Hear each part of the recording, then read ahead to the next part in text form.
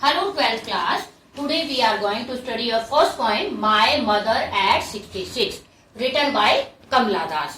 आपकी बुक की ये फर्स्ट पोएम है माय मदर एट 66 और इसकी पोइटेस हैं Kamala Das. Kamala Das was born in Malabar Kerala. Kamala Das एक इंडियन पोइटेस है जिनका जन्म केरला में हुआ है and she is recognized as one of India's foremost poets. India के फॉरमोस्ट पोइट्स में उनकी गिनती होती है। सबसे पहले हम इस पोएम के कीवर्ड्स देखेंगे।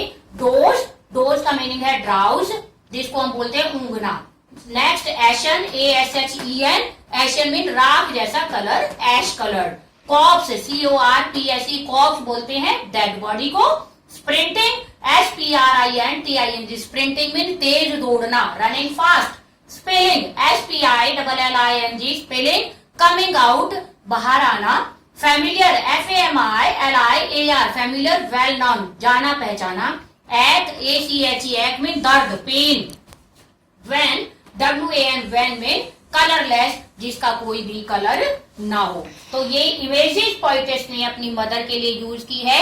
This poem is a comment on the affection of A daughter for her aged mother. ये पोएम एक डॉटर की अपनी वृद्ध माता के लिए स्नेह का प्रतीक है। Now come up on the first age of the poem. Driving from my parents' home to Cochin last Friday morning, I saw my mother beside me, doors open-mouthed, her face ashen like that of a corpse, and realized with pain that she thought away and looked, but soon put that thought away. Poetess अपनी mother के साथ गाड़ी में बैठे जा रही है और उसी को वो डिस्क्राइब करती है कि लास्ट फ्राइडे मॉर्निंग में मैं अपने पेरेंट्स के घर से निकली। आई सॉ माई मदर, मैंने अपनी मदर को देखा। बिसाइड मी, जो बिल्कुल मेरे पास बैठी थी। और वो कैसी दिखाई दे रही थी? डोज, डोज में ड्राउज, ऊँघती हुई दिखाई दे रही थी। ओपन माउथड, उनका मुंह खुला हुआ था।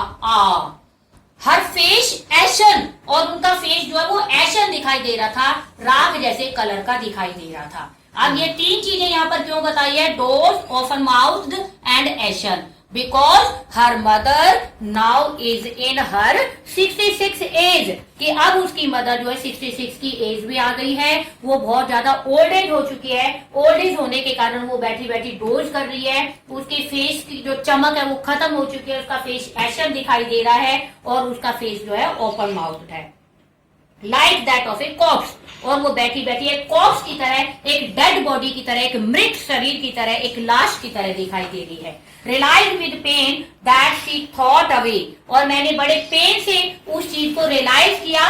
That she thought away and looked but soon put that thought away, कि मैं अपनी मदर से एक ना एक दिन बिछड़ जाऊंगी। अब यहाँ पर she is having a fear of separation, उसके अंदर एक सेपरेशन का डर है, एक अलगाव का डर है। और ये डर उसके पास उसके बचपन से भी था और ये डर उसकी ग्रोन अप एज में भी है। And looked out at young trees, the Mary children spelling out of their homes.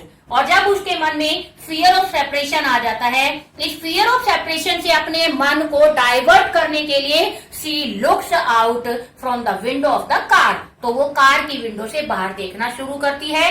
And she so, और वो क्या देखती है? यंग ट्रीज स्प्रिंटिंग, कि जो छोटे छोटे पेड़ हैं वो रनिंग कर रहे हैं, वो दौड़ लगा रहे हैं। जब हम गाड़ी में बैठते हैं और गाड़ी में आगे जाते होते हैं तो गाड़ी से अगर हम बाहर झांक के देखते हैं तो हमें यही लगता है कि ये सारी चीजें दौड़ लगा रही है, तो उसको भी यही लगता है यंग ट्रीज स्प्रिंटिंग। अब यंग ट्रीज यहाँ पर सिंबल है टाइम का, लाइफ का, कि जो मेरी मदर है उसकी जो लाइफ टाइम है वो बीत चुका है। और जिस तरह से ये यंग ट्रीज दौड़ लगा रहे हैं उसी तरह से मेरी मदर का जो लाइफ टाइम है वो दौड़ लगा रहा है। And Mary children spelling out of their homes, और जो मैरी चिल्ड्रन है, जो छोटे छोटे खुशनुमा बच्चे हैं, वो घरों से बाहर निकल रहे हैं। क्यों निकल रहे हैं?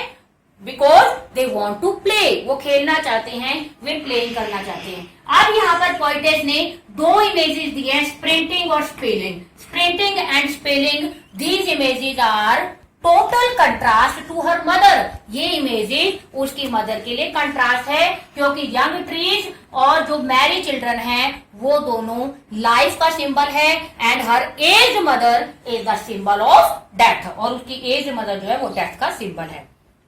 Now come up on the next line, but after the airport security check, standing a few yards away, I looked at her when pale as a late winter's moon. अब क्या कहती है कि जब एयरपोर्ट पर हमारी सिक्योरिटी चेकिंग हो जाती है, उसके बाद कुछ दूरी पर खड़े हुए मैं अपनी मदर को फिर से देखती हूँ।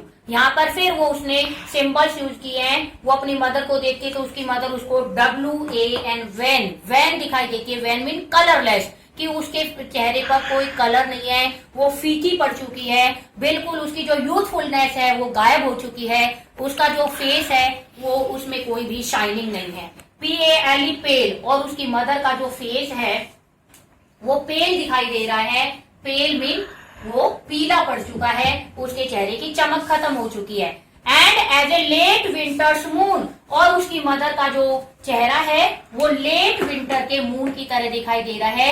लेट विंटर मून में जो सर्दियों का जो मून होता है, सर्दियों का चांद जो होता है उसमें कोई भी चमक नहीं होती, दैट इज फेडेड मून। वो फेडेड मून होता है because it is covered with clouds and fog also, क्योंकि ये क्लाउड से और फॉग से ढका होता है। इसी तरह से इसकी जो मदर का फेस है वो लेट विंटर मून की तरह है। This was the most important question. ये क्वेश्चन कई बार आपके बोर्ड एग्जाम में पूछा भी जाता है। And next, she says, my childhood fears, but I said was, see you soon, Amma, and I did was smile and smile and smile. और अपनी मदर के लेट विंटर मून को देखकर जो उसका फैमिलियर एग है, जो उसका जाना पहचाना दर्द है, वो उसके पास दोबारा लौट आता है। फैमिलियर एग मीन कि when she was in her childhood, जब वो अपने बचपन में थी, she was having a fear of separation with her mother, तो उसको अपनी मदर से अलगाव का एक डर था। And now she is grown up, और अब वो बड़ी हो चुकी है। एंड दैट फियर, और वो fear as still with her, अभी भी उसके साथ है कि वो अपनी मदर से एक ना एक दिन बिछड़ जाएगी। और लास्ट में वो अपनी मदर को she bids farewell to her mother, अपनी मदर को फेयरवेल कहते हुए 3 बार स्माइल बोलती है। I did was smile and smile and smile. अब जो यहाँ पर 3 बार जो स्माइल बोला जाता है, ये स्माइल किस चीज को दिखाते हैं? तो first one smile is time passed realization, कि समय के साथ साथ जो उसकी रियलाइजेशन हुई है, जिस चीज को उसने महसूस किया है, ये वो स्माइल है। एंड सेकेंड वन स्माइल क्या है? She is trying to hide her feeling of sadness, कि वो अपनी उदासी की भावनाओं को, फीलिंग्स को छिपाने की कोशिश करती है अपनी माँ से। वो नहीं चाहती कि उसकी मदर को ये पता चले she is so sentimental and so emotional. और तीसरा जो स्माइल है उसमें she has hope to her mother survive, उसको ये उम्मीद है कि जब वो वापस आएगी तो उसकी मदर उसको सर्वाइव करती हुई नजर आएगी, उसकी मदर उसको जिंदा नजर आएगी। द पोएट स्माइल करती है and expresses hope to see her mother again, और वो दोबारा से अपनी माँ से मिलने की उम्मीद करती है। दैट्स योर पॉइंट स्टूडेंट्स, ये आपकी पॉइंट थी। Now let's have a look on the important questions of this point. First one question, how did her mother look? उसकी मदर कैसी दिखाई देती है?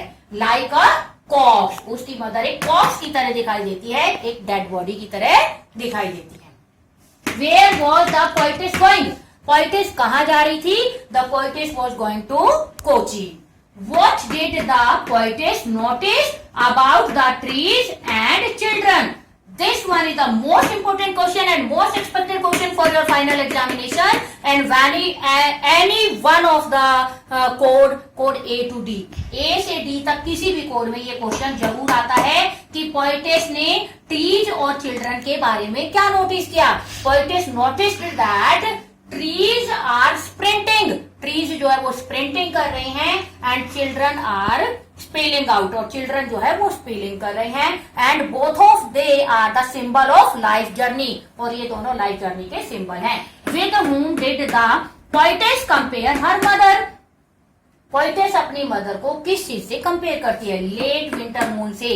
Poetess compared her mother with late winter's moon because she wants to describe her mother's faded and colorless face, her mother's youthfulness that was missing in this age. And next one, what did the poetess feel? Poetess क्या feel करती है? Poetess felt her old familiar ache. Poetess को अपना पुराना जाना पहचाना दर्द महसूस होता है. वो जाना पहचाना दर्द कौन सा है? She has a fear of separation with her mother. उसको अपनी मदर से सेपरेशन का हमेशा से डर रहा है. Thank you. Have a nice day.